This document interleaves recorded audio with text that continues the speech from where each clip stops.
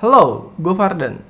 Kerjaan gue adalah seorang videographer freelance. Waktu gue tahu berita awal munculnya virus corona ini di Wuhan, Cina, gue tuh udah cemas gitu. Tapi gue waktu itu malah diketawain sama teman gue. Dia bilang virus corona itu nggak bakal masuk ke Indonesia. Orang Indonesia mah nggak takut. Iya, jangankan corona, sama orang tua aja mereka berani. Terus virus corona ini juga kayak flu biasa yang tinggal dikerokin aja beres, sembuh. Gue jadi bingung kan, apa gue yang terlalu lebay? 2 orang di Indonesia dinyatakan positif corona. Dan saat ini Presiden Joko Widodo memberikan pernyataannya. Ibu ini dan putrinya positif corona. Dan setelah hari itu, 2 warga Indonesia yang positif terinfeksi virus corona disebut telah melakukan kontak dengan... Sementara rasio kematiannya kalau kita lihat secara global, Indonesia cukup tinggi, ada di angka 8,85. Konfirmasi kasus COVID-19 7.418 orang. mungkin orang seperti teman gue tadi masih banyak di sekitar kita. Mereka yang paling so tahu dan meremehkan virus ini. Yang bikin gue semakin cemas adalah tanggal 21 Maret itu gue akan menikah. Bayangin aja, acara yang udah kita siapin dari jauh-jauh hari, terus tiba-tiba ada musibah kayak gini. Ya dilematis pasti. Di antara pilihan kalau tetap dijalanin akan beresiko terdampak virus, tapi kalau ditunda, ya kita nggak tahu sampai kapan. Terus gue cobalah untuk tanya ke beberapa teman gue untuk minta saran apakah tetap dijalankan, tapi kebanyakan dari mereka bilang udah tanggung nih, tinggal dikit lagi, karena waktu itu udah H-5. Vendor pun keberatan kalau misalnya acara ini ditunda. Gue mikir lagi kan, aduh kalau tetap dijalanin, ini resikonya tuh gede banget. Gue takut malah keluarga gue dan teman-teman gue nanti bisa aja kemungkinan terdampak virus kan. Tapi argumen gue itu nggak kuat karena waktu itu pemerintah belum setegas sekarang. Biarpun tanggal 14 sudah diberlakukan yang namanya social distancing, tapi itu baru himbauan. Dan pada saat itu belum ada yang merasa kalau virus ini benar-benar berbahaya.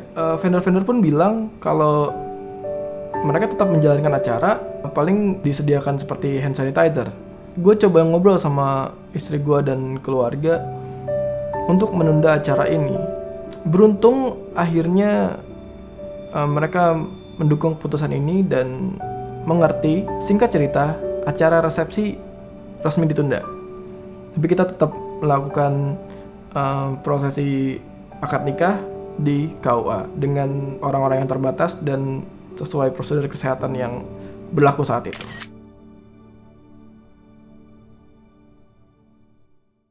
Gue bekerja sebagai videographer freelance, di mana lebih sering bekerja di lapangan dengan banyak kru, seperti syuting video atau meliput sebuah acara. Saat virus ini dinyatakan sebagai pandemi global, semua aktivitas acara yang mengundang banyak kerumunan otomatis dilarang. Gila, baru nikah, terus karena pandemi ini semua rencana, jadwal dan segala macam ditunda. Otomatis nggak ada kerjaan sekarang. Yang ngalamin ini emang bukan cuma gue doang. Banyak teman-teman gue mungkin yang bekerja sebagai freelance ataupun seorang pegawai juga mengalami hal yang sama. Terus pertanyaannya, kapan pandemi ini berakhir? Nggak ada yang tahu, bisa sebulan, 2 bulan, atau mungkin setahun. Nggak ada yang bisa pastiin. Gue berpikir daripada gue terus bertanya-tanya kapan pandemi ini akan berakhir, lebih baik waktu yang ada ini gue manfaatkan semaksimal mungkin. Saat mulai karantina di rumah aja, gue melatih diri untuk terus kreatif di segala keterbatasan ini dengan membuat konten di Instagram, membuat tutorial di YouTube, Pokoknya apapun itu yang membuat gue semakin produktif. Karena gue tahu gue belum bisa melakukan apapun untuk membantu di luar sana. Tanggal 15 April, pemerintah mulai melakukan yang namanya PSBB. Jika dilakukan secara disiplin, dipercaya mampu menekan tingkat penyebaran virus corona jauh lebih cepat. Nah, tugas kita adalah membuat kurvanya tuh nggak terlalu melonjak tinggi, sehingga semua orang yang sakit bisa masuk ke dalam rumah sakit dan ditangani oleh petugas kesehatan. A good way of doing it is to imagine that you do have the virus, yeah, and change your behavior so that you're not transmitting. Tapi sayangnya, gue masih melihat banyak orang di sekitar gue ini di daerah Depok belum sadar akan kebijakan tersebut. Masih banyak yang keluar naik motor berboncengan tanpa menggunakan masker, apalagi sarung tangan. Emang sih kemarin itu gue juga sempat susah nyari masker dan mahal. Apalagi kalau kita lihat di berita banyak oknum-oknum jahat yang tega menimbun masker. Tapi yang gue kasihan adalah masih banyak orang yang harus bekerja di luar, pergi ke sana kemari, bertemu dengan banyak orang, namun dia belum dilindungi dengan masker. Gue pengen banget melakukan sesuatu, tapi gue juga paham situasi gue sekarang sedang tidak sebaik itu.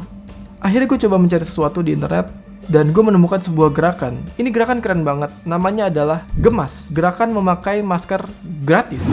Jadi ada sebuah funding yang tidak ingin disebutkan namanya memproduksi 30 juta masker yang akan dibagikan secara gratis ke semua orang Indonesia tanpa terkecuali. Mereka merangkul para UKM dan pekerja yang dirumahkan karena wabah COVID-19 ini untuk ikut membuat masker dan tetap dibayar. Caranya pun gampang banget. Kalian tinggal WhatsApp, ikutin petunjuknya dan isi identitas kalian. Kayak gini nih.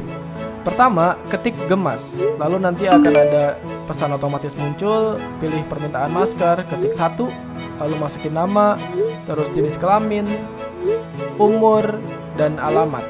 Harus lengkap dan jelas ya, nanti juga dimintain Sherlock kok. Oh iya, 1 nomor handphone untuk 1 masker ya. Jadi mereka bekerja sama dengan salah satu ekspedisi, yaitu Si Cepat. Awalnya gue pikir ini akan lama datangnya, karena gratis dan pasti banyak orang yang mau juga. Tapi ternyata ini nyampe cuma dalam 2 hari. Gokil. Nah ini dia nih maskernya, merah putih, gila. Coba kita langsung pakai ya. Tinggal di bayangin kalau semua orang Indonesia pakai masker ini.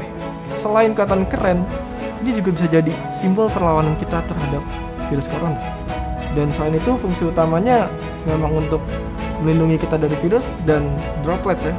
Ini masker non medis terbuat dari kain, jadi otomatis kalian bisa pakai berulang kali, tinggal dicuci aja. Oh iya, si Gemas ini juga membuka donasi, siapa tahu kalian mampu dan ingin berbagi supaya makin banyak orang Indonesia yang bisa pakai masker dan melindungi dirinya dari wabah COVID-19 ini.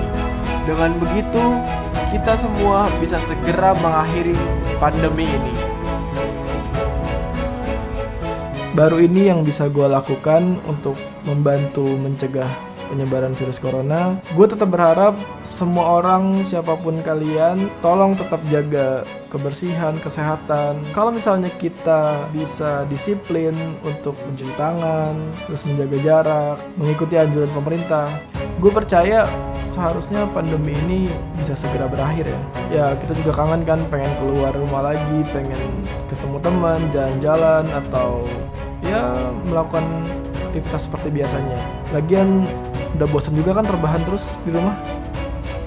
Ya segitu dulu video dari gua. Semoga bermanfaat. Nama gue Fardan. Terus berkaryaan. See ya.